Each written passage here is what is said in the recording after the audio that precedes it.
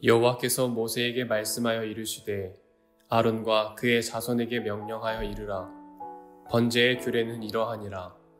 번제물은 아침까지 제단 위에 있는 석쇠 위에 두고 제단의 불이 그 위에서 꺼지지 않게 할 것이요. 제사장은 세마포 긴 옷을 입고 세마포 속바지로 하체를 가리고 제단 위에서 불태운 번제의 재를 가져다가 제단 곁에 두고 그 옷을 벗고 다른 옷을 입고 그 재를 진영 바깥 정결한 곳으로 가져갈 것이요.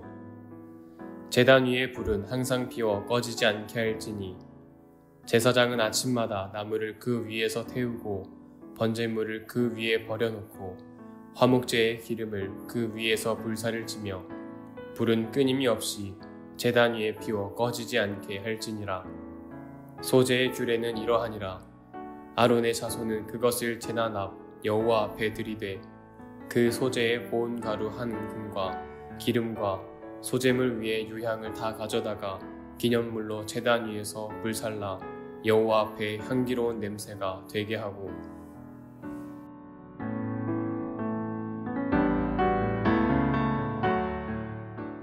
오늘은 레위기 6장 8절부터 15절까지 있는 말씀 가지고 꺼지지 않는 불이라는 제목으로 하나님 말씀 생각해 보도록 하겠습니다.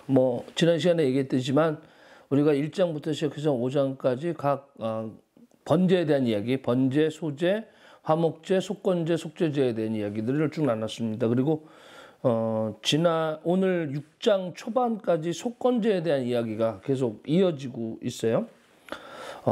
속건제와 속죄제의 차이라고 얘기하면 핏뿌림에 있다 이렇게 볼 수도 있어요. 속죄제는 핏뿌림을 통해서 죄 사함의 일들이 일어나면 근데 속건제는 그렇지 않아요. 속건제는 인간과 인간 간의 사이 속에서 범한 죄의 문제이기 때문에 단순히 하나님 앞에 피해 제사를 드려서 내가 용서받았다 하고 거기서 머물 수 없는 거예요. 그걸로 끝나지 않는다는 얘기예요. 배상의 문제가 주어진다라는 얘기죠. 이걸 모르는 사람들이 꼭 영화를 만들어가지고 너나 잘하세요 이런 식의 이야기를 하면서 우리 믿는 사람들이 하나님 앞에 난 용서받았으니까 나는 됐어 이런 식의 죄수의 모습으로 투영시켜가지고 기독교인들은 마치 하나님 앞에 죄의 용서 다 받았어 라고 하면서 파렴치한 인간처럼 취급하는 경우들이 많은데 그렇지 않아요. 하나님의 법은 더 철저합니다. 하나님 앞에 죄 용서 받음과 동시에 인간과의 지은 죄의 문제는 배상의 문제가 반드시 따르고 그 다음에 피의자에게 용서의 문제, 받아야 되는 용서의 문제가 반드시 있다는 것을 우리는 기억할 수 있습니다. 그리고 또 오늘 8절부터 15절까지 있는 말씀 보면 성막들의 번제단 위에 불을 피우는데 항상 꺼지지 않게 해라 라고 얘기합니다. 항상 꺼지지 않게 하라는 얘기는 언제든지 번제를 드릴 수 있도록 준비되어 있는 거예요. 하나님 앞에 드림이 시간의 지체나 아니면 나중에 이게 아니라 항상 이건 기도와 마찬가지죠. 기도와 말씀 듣는 것도 마찬가지죠. 언제든지 하나님 앞에 드려질 수 있는 거. 그래서 준비된 우리들의 모습 이런 것들에 대해서 가르쳐 주고 있습니다. 그리고 소제에 대한 이야기는 소제에 남은 것은 제사장에게 돌려라 라고 이야기하는데 사실 제사장들의 곡식입니다. 곡식이기 때문에 소제는 곡식이라고 말씀드렸죠. 그 곡식의 문제는 결국은 하나님께서 우리들의 삶 가운데 하나님을 위해 충성하고 일하는 사람들을 하나님께서 버려두지 않으신다. 책임져 주신다라는 메시지가 이 안에 담겨져 있어요. 하나님의 일들을 감당하면 나는 굶어 죽으면 어떡하지? 절대 그렇지 않습니다. 우리들의 삶의 생활 속에서 하나님께서는 채우시고 공급해 주시는 하나님이 계신다라는 하나님의 축복의 메시지가 담겨져 있다 이렇게 볼 수 있어요. 오늘은 6장에 있는 말씀을 같이 생각해 봤습니다. 우리들의 삶 가운데 언제든지 꺼지지 않는 불처럼 번제단은 항상 준비되어 있어요. 하나님은 우리를 기다리고 계시는 거죠.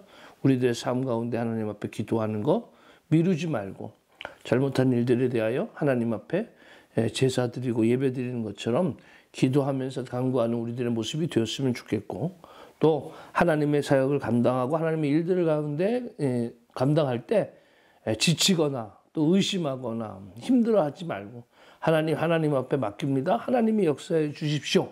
하나님 앞에 내가 맡기는 우리들의 모습이 되었으면 좋겠습니다. 라오스에 가 있는 선교사님이 한 분 계세요. 그런데 며칠 전에 편지가 왔습니다. 그곳에 이제 라오스에 그 막사를 짓고 그다음에 이제 선교센터를 짓는 일들을 감당하는 것 같아요. 제가 보니까 여러 가지 분량을 나눠서 나는데 우리 교회한테는 목사님 50만 원만 도와주세요 이렇게 얘기를 했는데 그 다음에 리스트들을 보니까 뭐 하는데 300, 뭐 하는데 350, 뭐 400, 뭐 이런 식으로 쭉 나가서 얼핏 봐도 한 4천만 원 정도 될 것 같아요. 근데 4천만 원을 가지고 사택도 짓고 그다음에 예배당도 짓고 그렇게 다 할 수 있다는 것만 해도 저는 굉장하다라는 생각을 들었어요. 그리고 그 가운데서 이렇게 도움을 요청하는데 그러면 선교사들이 참 맨날 구걸만 하는 사람들처럼 비추면 선교사역을 어떻게 감당하겠어요? 그들은 그들 나름대로 일하는 것이고 또 물질의 문제는 또 하나님의 다른 손들을 통해서 요청받기를 원하시는 것. 그래서 그 일에 순종하는 마음, 하나님 앞에 우리 순종하는 마음도 필요하지 않을까 생각을 했습니다. 그래서 우리가 우리 50만 원을 요청을 했으니까 제가 50만 원을 보내드릴 거예요. 보내드리긴 하는데 아무튼 그곳에서 하나님의 역사들이 일어나고 그 일들 속에서 지치지 않았으면 좋겠어요. 하나님께서 공급해 주시는 그 역사를 또 체험할 수 있었으면 좋겠다 생각을 했습니다. 자, 오늘도 하나님의 은혜 가운데 승리하시길 주님의 이름으로 축원합니다.